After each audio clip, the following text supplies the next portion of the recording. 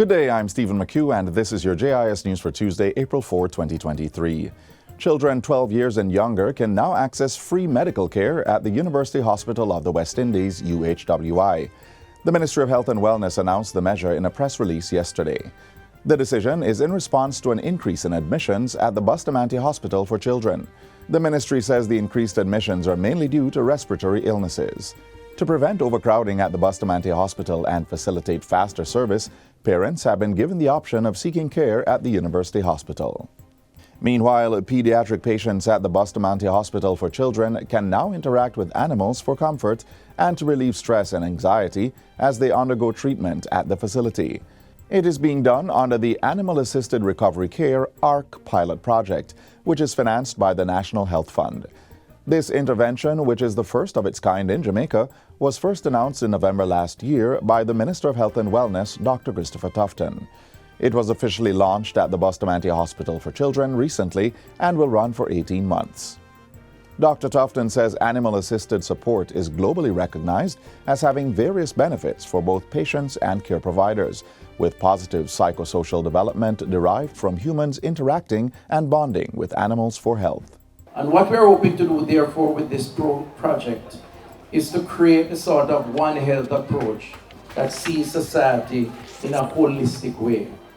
And we hope that Bustamante Hospital for Children will set the trend for the rest of the society to follow. The main project animal is a golden retriever dog named Dr. Teddy Barks, maintained by the Hope Zoo. Other animals include birds, rabbits, and kittens. Pre-assessment was done at the hospital to ensure safe and effective interaction between the patients and the animals by the Jamaica Society for the Prevention of Cruelty to Animals, JSPCA, the Hope Zoo, and Montego Bay Animal Haven. The project will involve monthly interactions and educational sessions with pre-selected patients. There is also a research component which will allow the facility to gather data on the intervention's impact on the healthcare system. In other news, the Cornwall Regional Hospital will boast 8 new Type A medical services on completion of the major rehabilitation works now underway.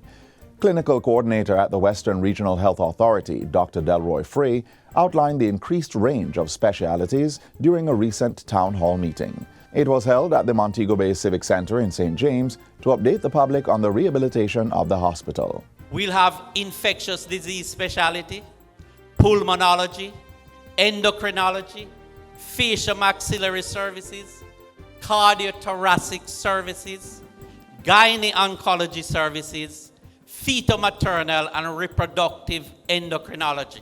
He says some areas have already been partially introduced during the relocation to facilitate the rehabilitation. Dr. Frey adds that a burn unit is also being developed at the Cornwall Regional Hospital to provide advanced care and treatment for patients with severe burns. Patients will also be able to access free colonoscopy services as soon as the rehabilitated hospital becomes operational. Every single person, doesn't matter what problems you have, once you are over 45 years of age, you should have a colonoscopy done.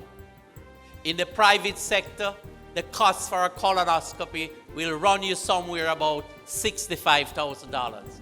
We want to put in a suite where our public patient will be able to access colonoscopy services at the Cornwall Hospital free of cost. The Ministry of Agriculture and Fisheries has mobilized the relevant stakeholders who import onion to ensure that the distribution bottlenecks being experienced are swiftly eliminated. These stakeholders include members of the Potato and Onion Producers Association. The ministry has also refuted media reports that it facilitated imports to the detriment of local farmers, insisting that its policies and interventions have been to drive production and productivity to ensure Jamaica's food security. According to the ministry, when making import decisions, it conducts continuous inventory checks on onion supplies at the major importers, along with an assessment of local production. Price variables are also considered to ensure consumers have access to affordable food options.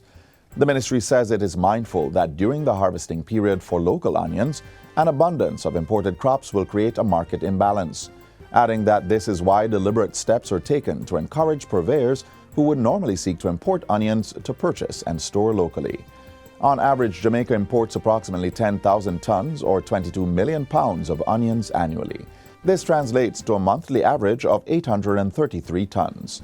In the 2021-22 crop season, Jamaica produced roughly 40% of local demand, and based on the ministry's projections for 2022-23, this is expected to increase significantly.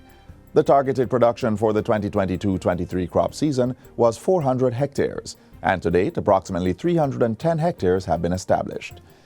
Meanwhile, farmers in St. Thomas are being praised for their exceptional yield and the progress they are making in onion production. According to reports, the farmers have already produced 2/3 of the country's harvest. Agriculture Minister Pernell Charles Jr. says the St. Thomas farmers are now regarded as the most prolific in the Caribbean. You are growing more in St. Thomas than anywhere in the Caribbean. And we intend to make St. Thomas the strongest producers of onion going forward for the entire Caribbean. The minister was speaking during a recent meeting with the farmers. Acting Chief Executive Officer of RADA, Winston Simpson, who was also at the meeting, says the organization intends to solidify the agreements being made between suppliers and the farmers for a larger harvesting in the upcoming 2 months. We heard of the amount of onions in the ground and all of that. I am telling you, we are happy that you have produced. All that you have produced, you have not even cement or touch the demand that we have nationally. We were just 20% in production of the consumption. We're moving to 40. We want to reach 100. The Agriculture Ministry has constructed a facility in Christiana, Manchester, to accept some of the onions, in addition to facilities in St. Anne and Clarendon to help with the expansion of onion production. And finally, April is being celebrated as Farmers' Month to recognize the men, women, and youth who are contributing to the country's economic recovery. Minister of Agriculture and Fisheries, Pernell Charles Jr., launched the month of activities recently.